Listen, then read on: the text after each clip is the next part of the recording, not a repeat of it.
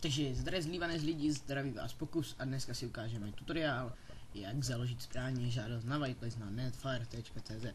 Půjdete na stránku netfire.cz, dáte žádost na whitelist, pište zde.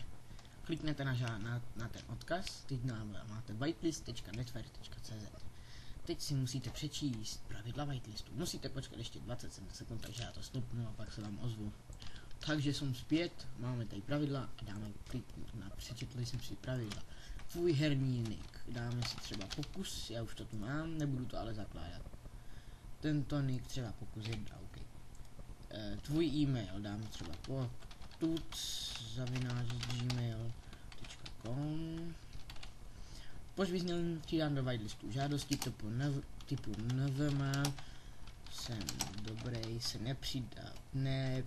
nepřijímají, dejte třeba baví mě Minecraft, umím pomáhat, rád hraju s jinými lidmi. Ještě pokud máte stejnou adresu nebo nějakého bratra, tak nám napiš třeba ne.